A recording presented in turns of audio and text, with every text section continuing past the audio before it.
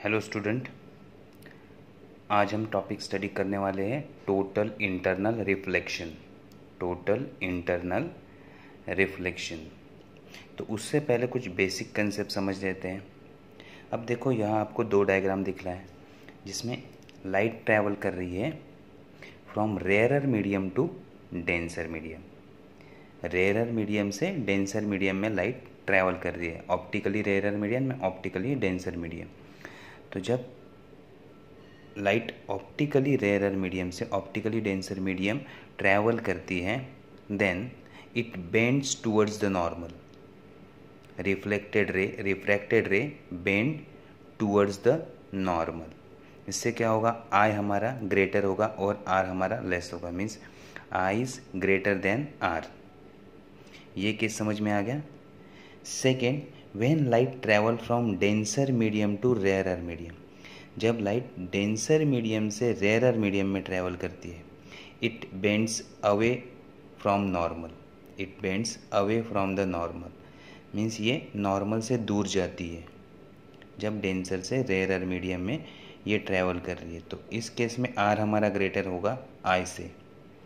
तो समझ में आ गया। डेंसर मीडियम हम किसे कहते हैं, जिसका रिफ्रैक्टिव इंडेक्स ज़्यादा होता है उसे हम डेंसर मीडियम कहते हैं, और जिसका रिफ्रैक्टिव इंडेक्स कम होता है उसको हम रेयरर मीडियम कहते हैं ऑप्टिकली। ये हमने ऑलरेडी स्टडी किया है। ओके, तो अब ये दो कॉन्सेप्ट याद रखो। When light travel from rarer medium to denser medium, bend towards normal and I is greater than R, and when light travel from denser medium to rarer medium, it bends away from normal and I is less than R, means I से R हमेशा greater होगा। Okay, ये concept समझ में आ गया।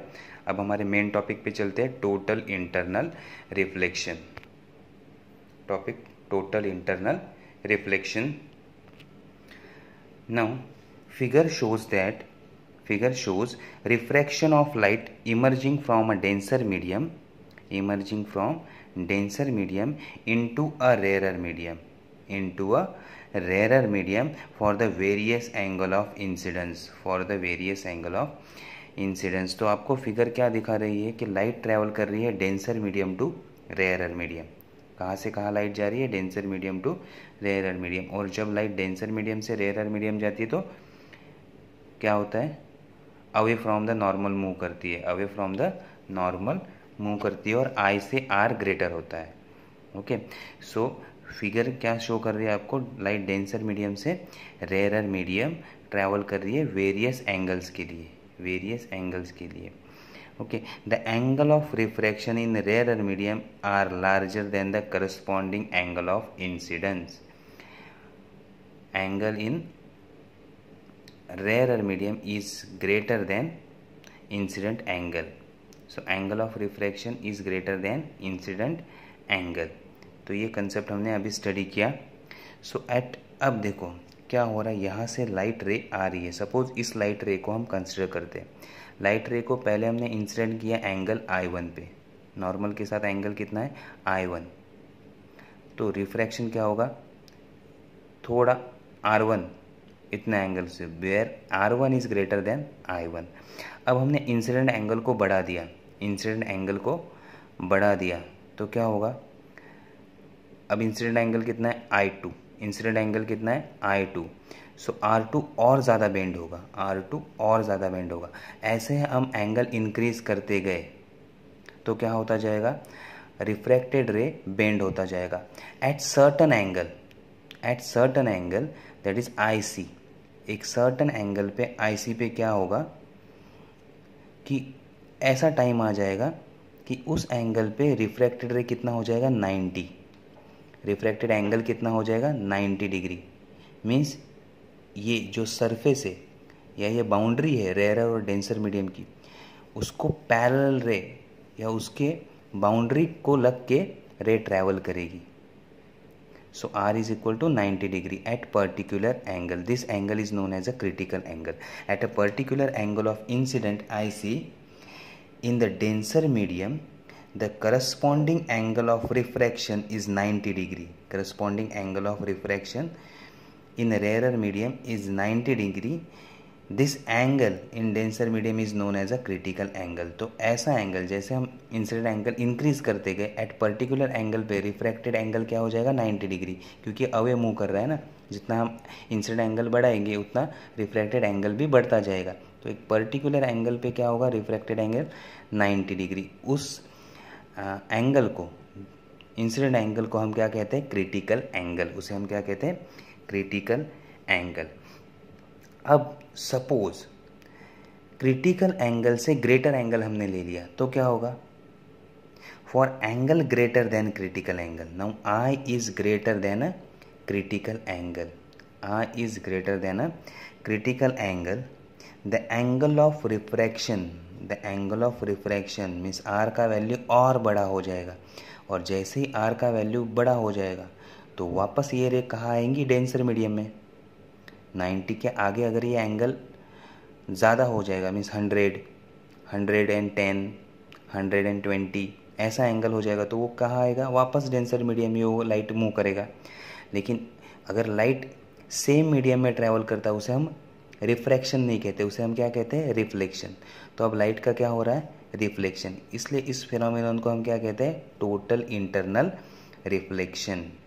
This is the total internally reflected ray, क्योंकि light once again bounce back in a same medium, light incident ray bounce back in a same medium, this phenomenon is known as a reflection, therefore this ray is known as a total internally reflected ray. For angle greater than critical angle, the angle of refraction become larger than 90 degree and ray does not enter in a rarer medium. Ray does not enter into rarer medium at all, but it is refracted totally into a denser medium. It is reflected totally into denser medium. This is known as a total internal reflection. तो अगर critical angle से angle greater हो गया सो reflected angle क्या हो जाएगा, 90 से ज़्यादा हो जाएगा। अगर रिफ्लेक्टेड एंगल 90 से ज़्यादा हो गया तो ये रेयरर मीडियम में जाएगी नहीं, ये कहाँ आएगी, वापस डेंसर मीडियम में। और इस फिनोमेनन को हम क्या कहते हैं, टोटल इंटरनल रिफ्लेक्शन। समझ में आ गया क्या होता है टोटल इंटरनल रिफ्लेक्शन, कि लाइट एक सर्टन एंगल पे that is greater than critical angle वापस क्या होगी, सेम मीडियम में आ जाएगी। तो उसे हम कहते हैं टोटल इंटरनल रिफ्लेक्शन। अब टोटल इंटरनल रिफ्लेक्शन होने के लिए दो कंडीशन होना सबसे इम्पॉर्टेंट है, दो कंडीशन होना सबसे इम्पॉर्टेंट है। First condition, light travel from denser medium to a rare medium. Light कहाँ से कहाँ ट्रैवल करना चाहिए, denser medium to rare medium, ये पहला कंडीशन है। And second, the angle of incidence I is always greater than the critical angle, और incident angle critical angle से हमेशा ग्रेटर होना चाहिए। तो ये दो कंडीशन हमें याद रखना है कि लाइट कहाँ से कहाँ ट्रैवल करना चाहिए, denser medium to rare medium, and incident angle is greater than a critical angle, तभी टोटल इंटरनल रिफ्लेक्शन होगा, तभी टोटल इंटरनल रिफ्लेक्शन होगा। अब हम क्रिटिकल एंगल का वैल्यू कैसे फाइंड आउट करते हैं वो हम स्टडी करेंगे। क्रिटिकल एंगल का वैल्यू कैसे फाइंड आउट करते हैं वो स्टडी करेंगे। Suppose light travel from denser medium to rare medium, means light denser medium से एयर मीडियम में ट्रैवल कर रही है।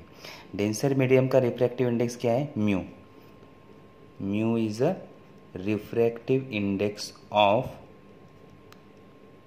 Denser medium. Okay, then IC हमारा क्या होगा, IC critical angle. R is equal to 90 degree. अगर ये क्रिटिकल एंगल है तो R का वैल्यू क्या हो जाएगा, 90 degree. And refractive index of air कौन से मीडियम में जा रही है, रेयरर मीडियम कौन सा, ये हमारा रेयरर मीडियम है। तो रेयरर मीडियम का रिफ्रैक्टिव इंडेक्स कौन सा है, 1। अब हमें स्नेल्स लॉ देखो, हमें स्नेल्स लॉ अप्लाई करना है। स्नेल्स लॉ हमें क्या कहता है, N1 into sine theta 1 is equal to N2 into sine theta 2। याद है ना ये फॉर्मूला। तो सेम फॉर्मूला हम यहाँ अप्लाई करेंगे। अब देखो यहाँ रिफ्रैक्टिव इंडेक्स क्या है, म्यू, N1 की जगह म्यू, और एंगल क्या है, IC। तो हम कैसे लिखेंगे, mu sine IC is equal to refractive index 1 into sine 90, therefore sine I C is equal to क्या होगा, sine 90 divided by mu. Sine 90 का value 1 divided by mu. So sine I C is equal to 1 divided by mu. तो ये होगा हमारा formula, ये होगा हमारा formula to find a critical angle. तो क्रिटिकल एंगल फाइंड आउट करने के लिए ये हमारा फॉर्मूला होगा। इजी है, समझ में आ गया। तो यहाँ म्यू का वैल्यू, जो भी मीडियम हमने लिया है उसका म्यू का वैल्यू पुट करेंगे और साइन आईसी के वैल्यू से इसको मैच करेंगे, तो आईसी का वैल्यू हमें मिल जाएगा। इजी है टोटल इंटरनल रिफ्लेक्शन। तो यहाँ हम हमारा लेक्चर स्टॉप करते हैं, total internal reflection. Thank you.